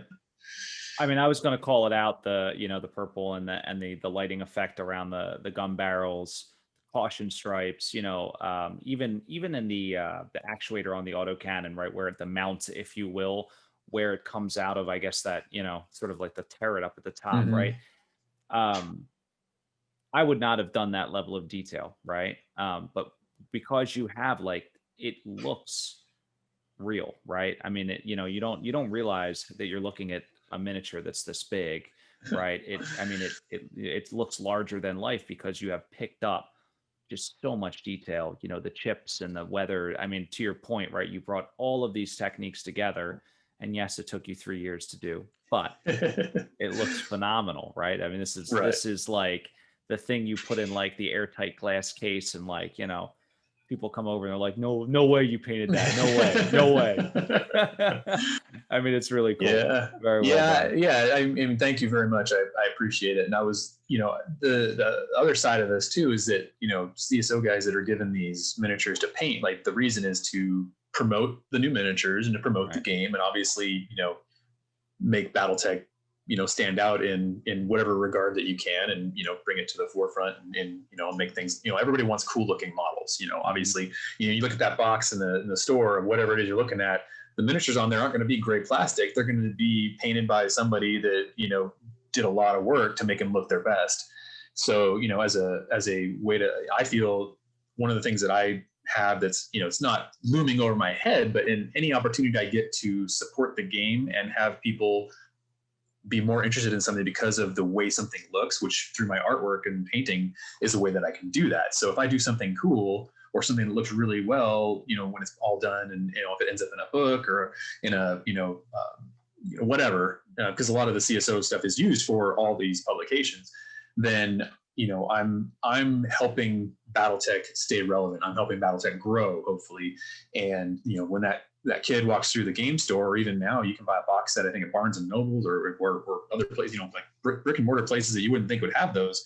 Right. And they look at that box and they go, oh, that looks cool. Where do I go to paint that? Or where, whatever. And that gets them interest. And, like who hasn't bought a box of something that looks cool? I wanted to, I mean, Absolutely. Well, I mean, look at the box art. I mean, as you were speaking, I was thinking about what a great job BW always does with this stuff, right? mm-hmm. You page through books and there's like, smoke on the battlefield, and even the Forge World stuff. Right. If you ever bought any of the Forge World books, right? Like the black and white stills where like stuff's exploding in the background, like that's what this reminds me of, right? Because Mm-hmm. you could apply some Photoshop effects like to the background and blurs and things, and it would look real. I mean, it would look like it was, just happening in front of you, and like we should get somebody who's good with like digital art should really take this and like, do that Forge World style and put it on a battlefield. I would love to see that. That would be really cool. But yeah, man, I mean, it's awesome. And I totally agree with you. Right. I mean, the 15-year-old or even the 10-year-old inside of me, like I remember going to, I was telling my story, I went to Allied Hobbies, and I would sit there and like drool over the box set. You'd Mm-hmm. look at the artwork on the front, the pictures on the back, obviously nowhere near this level, but that's what draws people into playing the game. So very cool thing that you guys do. This is an amazing piece of art here. Thank you. So a couple more we got on the docket here. Another one I really liked is this Colby's Commando Thunderbolt that you put together. Now Mm-hmm. this is not in a bad way, very drab, very bland colors, Right. right? But like it just looks so cool, right? I mean, I would love to have this thing on my tabletop, like sort of the lunar dust or whatever it is under on the base. And so tell me a couple of the techniques you used here. Well, so I wanted to talk about the inspiration behind this was initially. So if you get the new box set or the beginner set, you get Right. these little little short stories, Oh, I and they're read them. tied Yeah. together. Yeah. Yeah, Ice really Storm good. and the Golden Rule, and then in MechWarrior Destiny, there's the kind of the finale of it is the front matter of that book, which goes into the resolution and everything. And I was like, that'd be really cool. And of course, in the MechWarrior Destiny book, there's a Shadowhawk that's painted up just like the one on the covers here, but it's much easier to see, and it's the Colby's Commando Shadowhawk. It's Durant Carlisle, which we all know who his dad or who he's the father of, and it was one of those, I should paint something like that. And then it was like, I could paint a Shadowhawk like that. Okay. And then I was like, well, so is this a canon scheme? So I asked the CSO guys, like, hey, has this been canonized? So like, well, let me paint it. And then I'll submit the canonization, even though it's already been in print. So technically it's already done. But when we go to get this loaded onto the website, the official canon, the canon paint scheme is going to be stippled mottled gray, and the drab green, Yeah, exactly. So, this is one thing that we can do in CSO is kind of solidify certain things, because sometimes the art creation and the publications and so on don't always go through. We're not in official capacity, one of those like chains of whatever. So if something comes up and like, hey man, has anybody painted that? No. Do we have a description of it? No. Well, it's on us to find find those things out, the unrepresented units that we try. We're trying to do every single one. It's you think it's an insurmountable task, but you chip away at it over time. And obviously we've had a few years to work at it. There's hundreds and hundreds of them that we've done. And now we're compiling a list of ones that we haven't done, especially as the timeline advances. There's more to paint, more to describe, or to establish, even to make as, hey, this is the new whatever unit, and here's the colors, and it might be canonized by one of us. It might be passed down from somebody at Catalyst. All those things happen behind the scenes that you don't necessarily hear about, because it really doesn't matter. What does matter is that when we have it available to us, we can show it off and say, hey, if you want this unit of whatever, here's how it is. Here's the description. Doesn't mean you follow us exactly, but we're giving you an example, a guideline, a presentation of reference material that doesn't involve you having to go, well, I hope that's in the book that I just bought, or, where would I find that? And because that's, who's going to have every single, I don't have every single book. I'm playing BattleTech for forever, and I don't have every single book. I still have to look stuff up. Too many don't. Right. So I know it kind of got a little bit sidetracked on that, but the paint scheme, I was looking at, it's like, okay, here we go with gray again. I always seem to end up with gray. So I wanted to talk about this one because I used a black oil wash. I bought some artist oils. So what I did is I painted the miniature. I knew I wanted to keep it lighter because I was going to wash it down or drab it down a little bit, and started with like a very light gray and stippled on a little bit darker gray, just, and then when I was ready, I threw this black oil wash on it. I mixed it with some mineral spirits. It's just artist oils. It's like from the art section at Hobby Lobby, I bought a little tube of oil paint. And what I was seeing with it, I'd never done an oil wash before. I was like, well, let's just, again, be brave and see how it turns out. Right. And so I threw it on there. And what was neat is that the capillary action takes it through a lot of the recesses. It does take us a time to dry, but the surfaces where I was getting some buildup, you can just take your brush with oil spirits and on odorless mineral spirits and wipe it away. So if it was building up, you wipe it away. Some of the oil pigments, like little black speckles here and there, which might not have been ideal in certain cases. In this case, I'm like, hey man, this is mottled gray camo or mottled gray, overall appearance. Like a little bit of points of black here and there, gonna do me some help. So once that all got done, I was like, well, okay, cool. Done this gray, whatever. I had to touch up some stuff here and there from cleaning it up, but I was like, all right, what do I do to sell this thing and make it look a little bit more interesting? And all right, let's do some oil blends, going a little bit more extreme on olive drab and getting into yellow. So that's where I kind of an ochre on this. So I was using the ochre and color there to kind of get a little bit of visual like interest, outside of the gray. Because if it was just flat drab, it wouldn't look as good. And then the hand painted Colby Commando logo on the chest is that's the pop of color outside of the purple.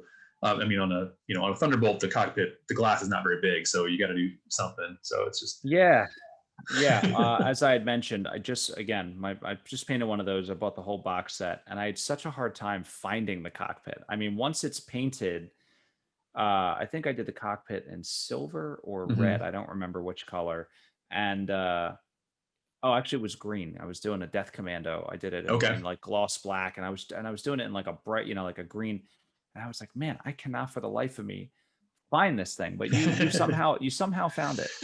You did a good job. I wish I had a little more room to work. I mean, the Locust cockpit is way bigger than this thing, but the Awesome and the Thunderbolt have the tiniest cockpits. So at least the glass area, at least, I mean, it's cool. I mean, if I was in a mech, I'd probably not want a whole bunch of glass in front of me. That's cool. More armor, the better. But they're probably looking at screens anyway, right? Yeah. That's funny. Cool spot, so. Yeah, well, very cool job on this one. The oil wash, really neat. I have not tried it. So one follow up on the oil wash, so when you wash it, right, do you just kind of sit it and let it dry? Do you hang them upside down? I've done that a couple times where it kind of runs to the recesses. Sometimes I hold it and, kind of let it get I don't want to say sticky, but like sort of stops running a little bit, and then you can kind of sit it down. So when it takes a couple days to dry, what's the technique? You just kind of let it go, or? Sure. So, I mean, the initial steps, it's very similar to an acrylic wash where you kind of, 4 or 5 minutes afterwards, you're like, oh yeah, it's cooling, gravity's doing its work. Okay, let me wick away or wipe away. Let me do some policing on this to make the wash look better. And that's the same thing here. If you get too much, you take it away. The drying portion, odorless mineral spirits will, start to evaporate relatively quickly. So it's not going to be sitting there all, juicy and, soaking wet for a day and a half. It's not, it's not like that. If anything, it because it's thinner, it's not an actual, like the oil paints cure. They don't actually like dry. So, or oxidize, I guess is the way to think about it, so because there's less medium there, it actually dries relatively quickly. The wash actually is fairly quick. I think I started painting these 8-9 hours later. I sealed them and was working on a different portion of it and no problem. Now you can still wait a day or two. It's not a hard fast rule. Obviously, if you had areas that were still got oil in them, and you'll find out the hard way sometimes. But it's just a matter of, okay, I've got all this wash on there. Okay, great. Let me paper towel or whatever at the bottom, or whatever you want to use to wipe it up. And then because it's odorless mineral spirits, even though it's odorless, it doesn't mean it still doesn't have fumes. I found out I was sensitive to kind of like the basic like hardware store odorless mineral spirits. So I bought some artist quality stuff, much better. Still, you should well ventilated area and all that. And once you're done with it, I put it somewhere else. I try not to be kind of near it, just because if I've got four of them all sitting there, they're all drying. I'm like, you know what?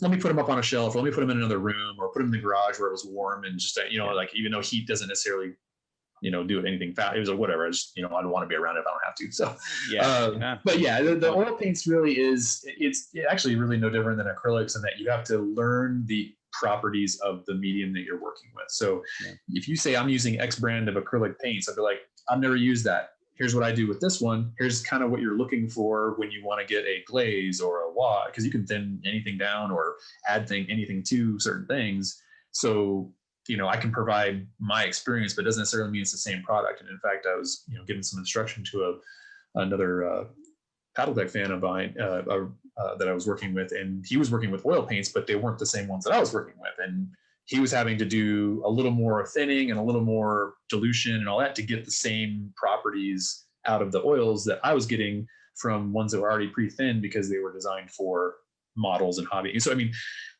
depending on what you're working with is really what, kind of outlines what you may or may not have to do with that particular paint or additive or whatever. It's and I hate to say that, but kind of experimentation and practice really are what gets you that familiarity to where you start to get comfortable, or you can predict whatever you're working with is going to do. And it doesn't always work that way. I've had washes ruin airbrush work before. That Battle Master that we were showing off, the red one, I had to paint that twice. So the red was done twice. I did a wash after I did an acrylic seal over it. Wash crept in, somehow started lifting the paint. I think it's because it was so thin, but I'd never had that happen before. So, lessons learned. It stinks, but thankfully I hadn't had the stripes on there when it happened. So, right, yeah. But yeah, I mean, I'm learning all the time. I don't want to stop learning. I want to, figure new things out and find different techniques of doing things, because what I paint to on certain levels and certain projects is not what somebody else necessarily wants to paint to. And I totally understand that.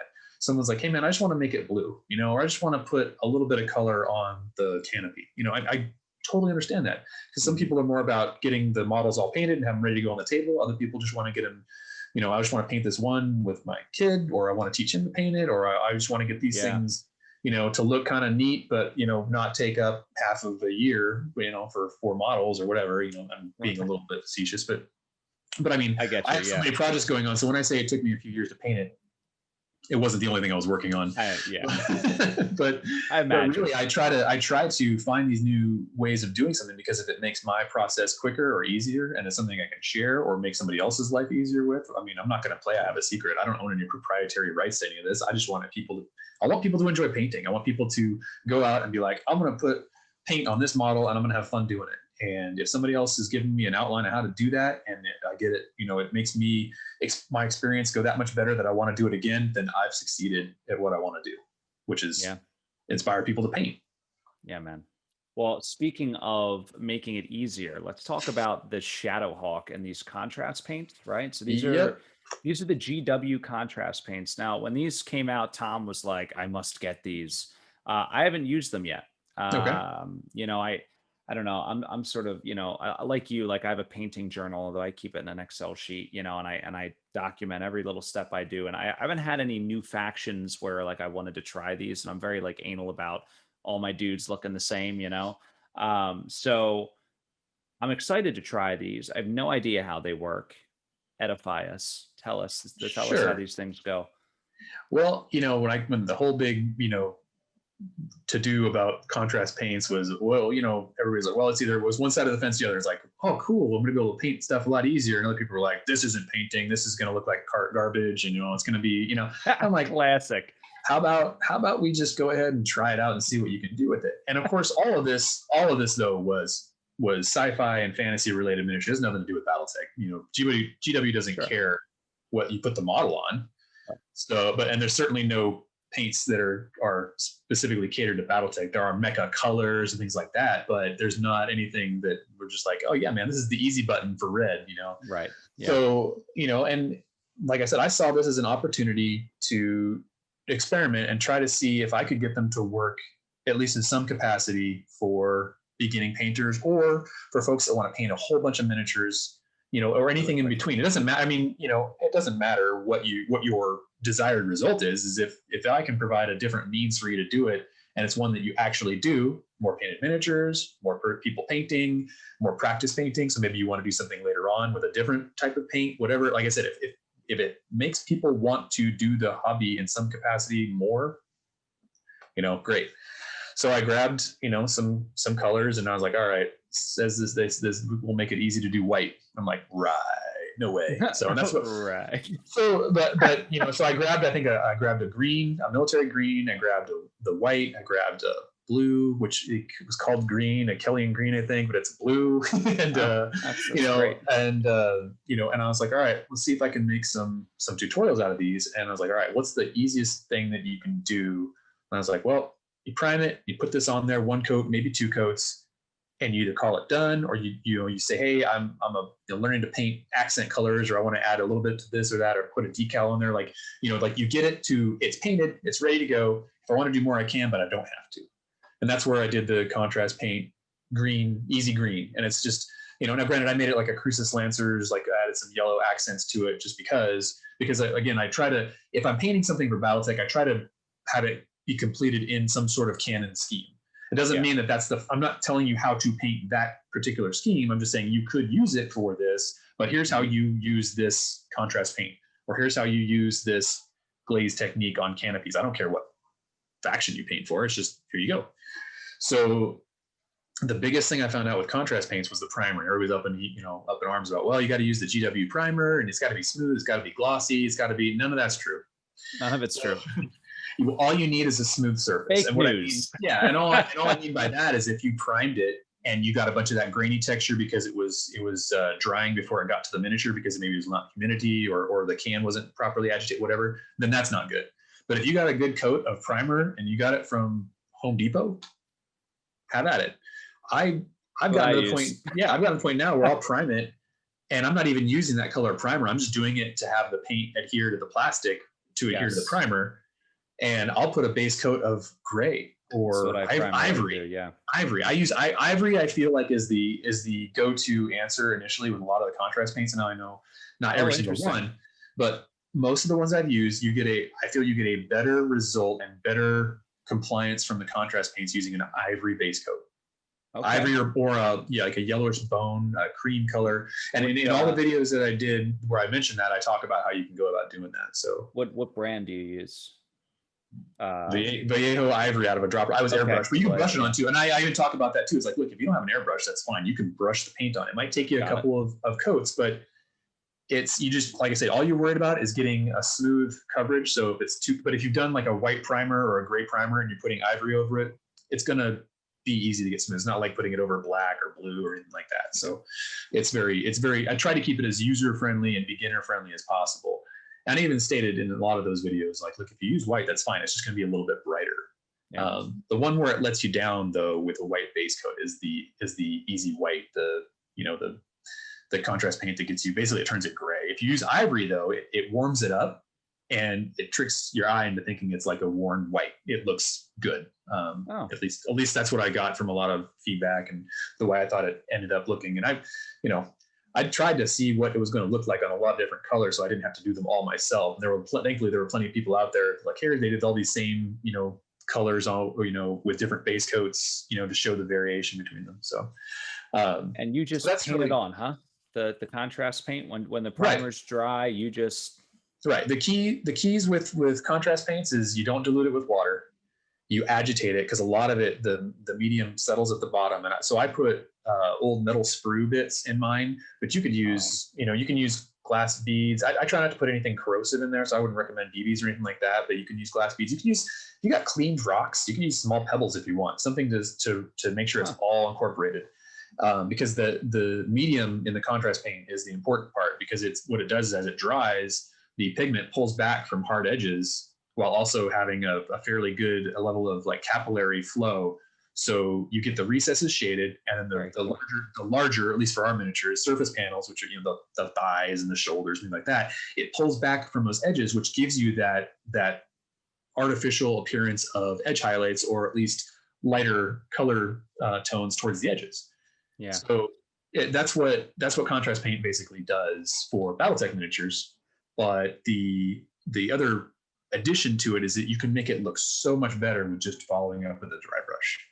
So all of my contrast paint tutorials, save the beginner easy one. I didn't really do that in that one. You can, but all of them involve a follow-up dry brush of a lighter tone, usually of the color that you're using. Now the camouflage one, I used a kind of a lighter tan brown because it mixed well with the green, because it was green and brown. So, but what you're doing is taking what the contrast paint has done for you. Instead of trying to change the whole color of the miniature with dry brushing, you're just accentuating most of what the contrast paint has done, and it really brings it out. Now you can still bring up those tones. You can use makeup brushes that are much softer when it comes to dry brushing and will help you get those panel fades. And some of my miniatures, you'll see that as well. If you watch the contrast paint videos, you'll see some of those. I would say more advanced. It's just a different way of doing it, but you can still get a good result without doing that much more effort on top of the contrast paint. But I think it's a really beginner friendly and, like I said, large army friendly way to go about it. In fact, played a game of Alpha Strike, standing across the table, a guy had kind of run across a couple times before from local gaming game store, and he's like, "Yeah, I painted these last night following your white contrast paint tutorial." And I'm like, 12 of them last night. Yeah, very cool. Last night, Comstar or Wordblade. Yep. Yeah. I was like, dude, those look awesome. That's I mean, I was super happy that he told me that, just because it made me feel good that my tutorial. Right. But if someone else can tell me that they followed it and they busted it out in one night, and I'm like, oh, awesome. That's great. That makes me just that much more inspired to do another video, or to teach something else, or to try and find another way to save people time and get models on the table. Yeah. And the other thing occurs to me, one last comment, is I think it's these contrast paints will be very like kid friendly, right? If you want to get like your kid into the hobby, or if you are a young guy, right, and you want mechs that look good, right? I know what my first mech, we talked about it, I know what they look like. I mean, if we had contrast paints, imagine how much more immersed we would be in the game, right? Like you paint this thing, you're like, man, that looks good, right? Sure. Versus trying to like do everything by hand. It could be daunting, and also it takes forever. Like if you can crank out your box set in a single night, you're going to feel real good about that. So I think that's real cool about these contrast paints too. But let's move on to this Victor. Okay. Can we even call it a Victor? I don't know. It is. So I have a problem. I'd like to seek help about it. It's that I will find a mech on Sarna and find one of those obscure, like one-off custom variants with a little paragraph about it. And you're like, ooh, and that takes you down the rabbit hole of what did this guy do? And what does his mech have? And the loadout. And then I'll look it up and look at the sheet and go, oh man, has anybody made that? No? Nope. Oh, okay. Let me do that. And so now that's what I originally thought with this one. However, I will credit to where it's due. Pete, Whack Rabbit, CSO artist, has one on the CSO website that he's done this model already. I didn't know that, but I actually ended up finding out midway through, and I was like, "Oh, dude, Pete, how come you didn't tell me you'd already done this one?" And it looks really good, fifth gallon in regulars and all that. But the thing I liked about this, what appealed to me on this one is, first off, the Victor was kind of a hunched over kind of the sculpt just it needs something extra. Yeah, sculpt was I know what you're talking about. So and it's all kind of gelled together because I've been wanting to do this one for a while. It's a back burner. I make a little note of it. Okay, great. And then Wonder Gecko sends me some 3D print materials and some stuff that he'd been sending me, and he threw these extra elements in as, hey man, try these out. And he had just done he'd done an app or a Cyclops that he had done all, Draconis Combine style. And the thing looks fantastic, like, I mean, it's just like, man, this is cool. And I was like, he gave me some of those samurai armor bits and the Sashimono banner and all that. So anyway, I'm like, yeah, I'm gonna see about doing this. I'm gonna take this up and see what I can do. And then I'm like, oh, cool. These little pieces go on here really well. The 3D printed pieces are on the shoulders. And I was like, a samurai looks like he's got more armor on his legs. And I was like, so I went into the green stuff and started sculpting armor panels. And I kind of went, I went, full throttle on this thing, and was having a good time with it. And then of course you get to get rid of the Buick thrower AC-20 autocannon in the right arm. Strangely enough, this miniature, it takes all these medium lasers. It already has 2 in the left arm, but it takes them off the left arm and puts then there's just 10 in the right arm. I'm like, seems like extra work. You could have just put 8 in the right arm. Right. Put all your eggs in one basket. It's the DC way, Draconis Combine way. I wondered about that, and then there's kind of a weird thing how. So this is a 5th gallon in regulars Draconis Combine. The commander Lee Docto is his custom ride. This is what he goes and smashes faces with, right? So it's an LRM-15, which is the Ironwind Metals LRM-15 generic missile plate that I threw on there. I had to do some green stuff around that, and then the arm is from a old sculpt Sunder. And then I put styrene barrels on to make medium lasers, which I also did a video on while I was making it to show the process. Because, cool. I feel like, hey, if I can teach while I'm doing this, great. Yeah. And then the green stuff was, took a little bit of extra time, but I wanted the panels to kind of mimic, I wanted the overall theme of the miniature to be like, man, I am Bushido, samurai. I am the head honcho. I get to have my neck decked out however I want. And, Right. So then I'm like, well, it's got this, it doesn't really have the amenpo is the Japanese word for mask or war mask or whatever. And I'm like, how am I going to do that? And then it's like, all right, I'll try sculpting it with some green stuff. So I did you got in there.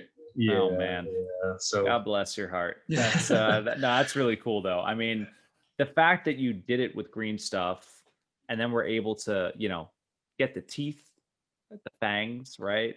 And be able to paint them, the eyes. I mean, it's impressive. So you did that right over the cockpit, or did you? I didn't take anything away. I was like, I'll just make it, because the Victor's head, the armor already kind of looks like a samurai helmet, and I was like, well, this all kind of works together. Let me go a little further, and then I can't remember the name of the ornament on the helmet there. It's eluding me right now, but that is a piece of brass etch.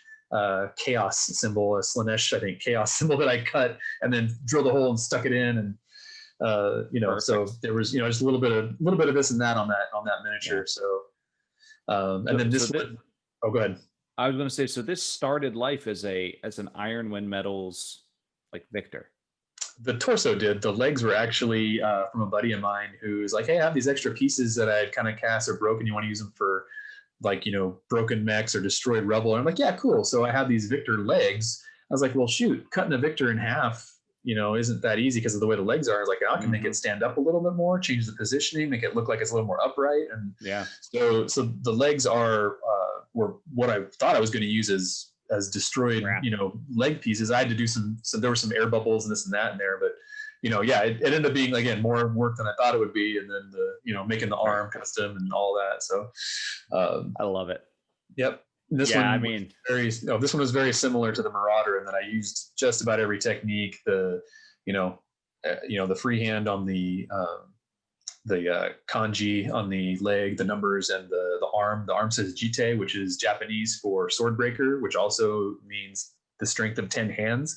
And this is where I get back to why they moved the medium lasers over. And I was like, I'm wondering if the guy who designed this miniature, and I still don't know who did it, one of the, whomever at either Catalyst or maybe it was Fan, I don't know, knew that, because there's 10 medium lasers in that arm. And I'm like, oh, okay. So is this serendipitous, or is this actually, was there like something behind that? And it's just really cool that I stumbled upon it. So anyway, I just thought it was cool to name it Swordbreaker. And then I just fell into this whole like, oh, that's also 10. Okay, cool. I just thought it was even more neat. And then all that stuff kind of like way outside of the scope of something going, oh, that's a really cool painted model. But at the same time, I'm like, I think a lot more goes into some of these designs than any of us will ever know, just based on like lore or like trying to stay true to the faction. Or he's like, this guy's, Bushido, he's into like, if you read his write up to some of his biography and stuff, he practices like kendo to stay in shape. He's an older general and all this kind of stuff. It's like, that's what I love about BattleTech. It's just so deep. You can go down a rabbit hole.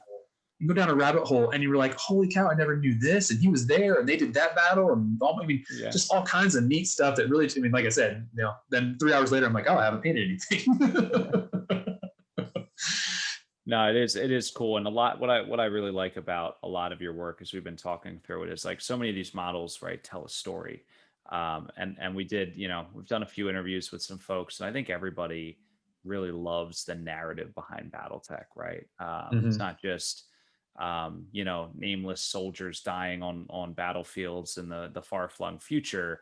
It is, everybody has a story, right? That individual people with their customized mechs, like you were talking about the nose art, right? Like how you would modify, draw your, whatever your personal, motto or whatever on the barrel of your tank. These guys are doing the same thing, right? They're living, breathing things, and the paint job brings these models to life, right? It's very cool. So very, very well done here.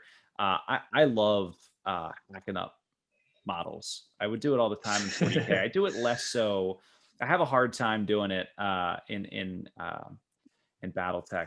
I'm looking at my shelf trying to see. I have not done any too crazy conversions, but I think with the Solaris stuff we've been doing, I think we might be getting a little brave there. But I did some magnetization stuff with like the Zeus and some of the. I love giving them magnets on the torsos and the arms so I can play with them like little action figures. But this is really cool though. The medium laser conversion, the LRM-15 conversion, right? The story that comes out and the kanji, of course, the freehand, phenomenal. So really well done here, man. Thank you. Now, one of my favorites, I saved this one for last here. I mean, nothing like getting kicked in the kneecap by a Banshee, holding some rebar or whatever the heck he's got there, like a girder, I guess. So cool. So let's talk about this one. Again, paint job is phenomenal. The lighting effects, right, on the Banshee's legs from the gunfire coming from, you said it was a Shogun. That you've customized a little bit too, right? Like a one-off type variant we were talking about before. So tell us about this beauty. What was it for? Okay, so this wasn't actually for anything. Again, Sarna, again, I have an addiction and I have a problem and I need to get some help.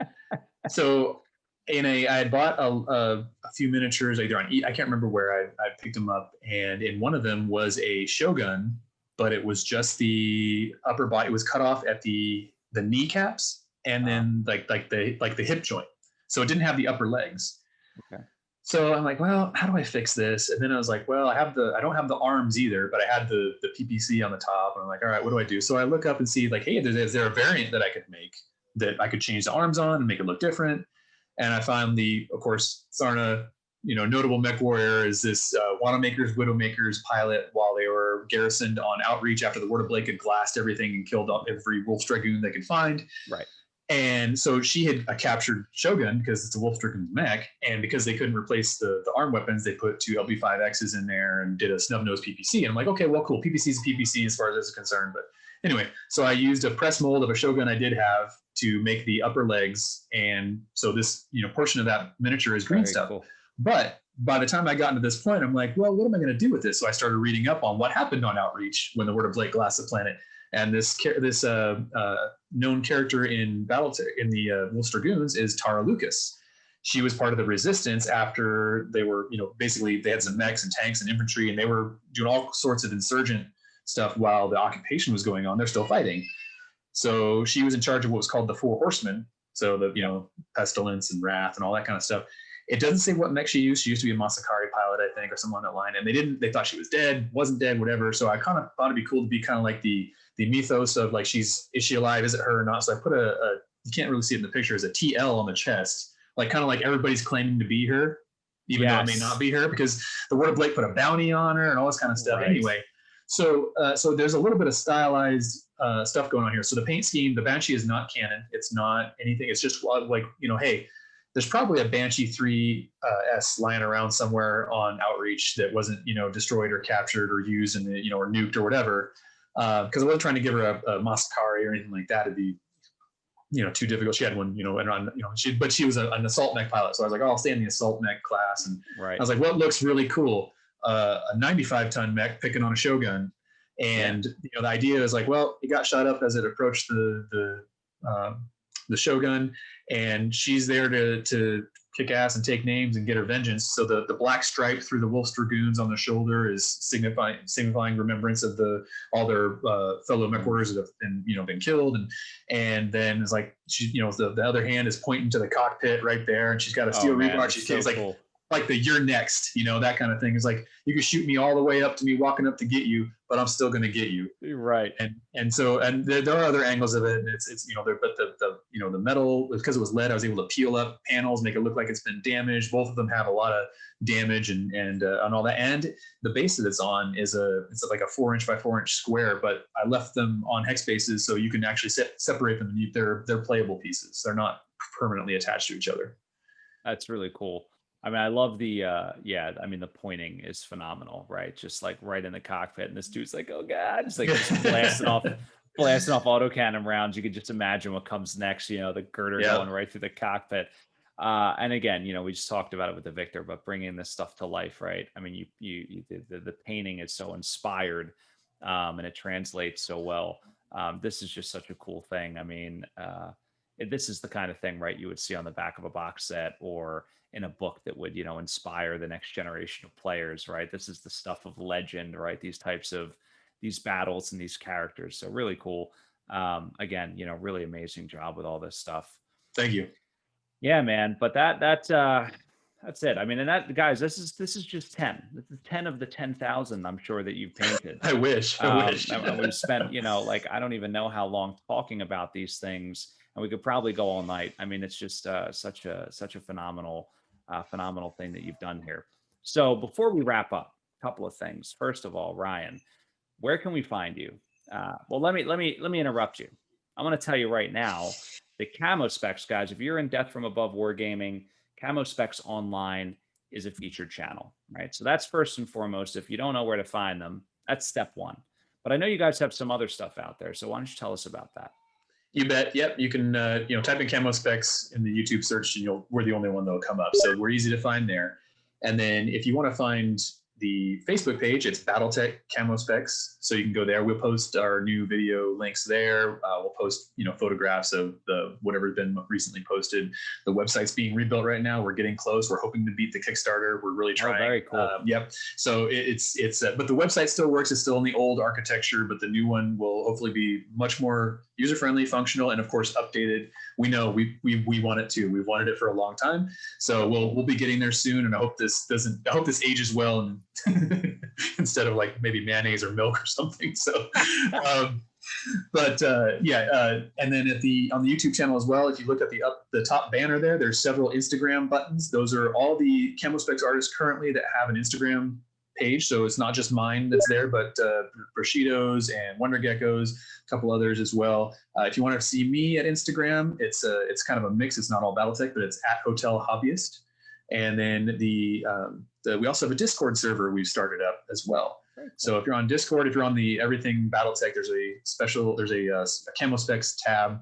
And in that Camo Specs tab, I've put a permanent invite for the Camo Specs Online server where you can come and post your work. We got, show and tell for BattleTech and non-BattleTech. You can ask for feedback from the CSO artists. We did some stuff with Gen Con Online because it had to be virtual this year. We're really hoping we don't have to do that again, just because we'd love to be at Gen Con. We'd all love to be at Gen Con or any other convention right now. But it's a nice vector as well for if you're on Discord and you want to just kind of pop over there, you can. We tie stuff into the Everything BattleTech server as well, just because we're part of that whole encompassing BattleTech stuff. So Very cool. Very cool.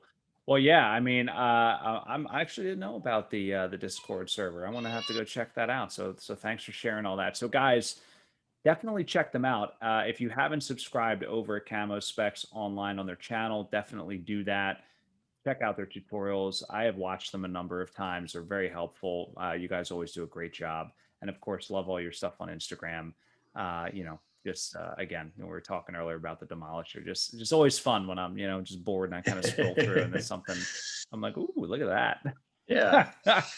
But speaking of miniatures, guys, if you want to get your hands on some fresh miniatures that you can paint and try to paint as well as Ryan here and some of the other artists over at Camo Specs Online, check them out over at Ares Games and Minis. It's your premier source for all your Ironwind metals. He's also got some paints over there, the whole Army Painter line. So whatever you need, you can go over to Ares Games and Minis. He's got it all for you. So definitely check that out. And of course, for all your other BattleTech needs, when it comes to rolling some dice and playing the games, check out our website, dfawargaming.com. Got some mission packs up there, got some campaign rules, all kinds of cool stuff for you guys to download for free and play. Of course, you can listen to our delightful custom soundtrack, which I know Ryan listens to while he's painting. constantly. Endless repeat. Endless repeat. You're the only person. That's why I have 313 streams on Spotify. So you can get it on Spotify, Amazon Music, iTunes, all that stuff. So if you're interested in some free BattleTech tunes, you can check that out as well. But that's all I got. Ryan, anything you want to add before we wrap up tonight? Hey, thanks for having me. I appreciate you taking the time to ask me questions and talk about BattleTech. It's always a good time to do that. And hopefully folks enjoyed the content. And we'd love to have you over at any of the media resources that we have. You can follow me or not follow me. That's fine. But if you're a fan of BattleTech and you find something that you enjoy out of the stuff that we just shared with you, that's great. That makes me happy. Yeah, well, I have no doubt everyone's going to love this. The artwork and the care and love you put into those models is next level, man. So thank you for taking the time to walk us through some of your insider techniques and tips and kind of what's going on, and that inspires the models. I think was really cool to hear from my perspective. So anyway, that's all I got. So guys, thank you so much for watching. Ryan, thanks again. Guys, if you haven't subscribed to Death From Above, do it. If you haven't subscribed to Camo Specs, do it. And stay tuned to both channels. Always great stuff coming. Have a good night.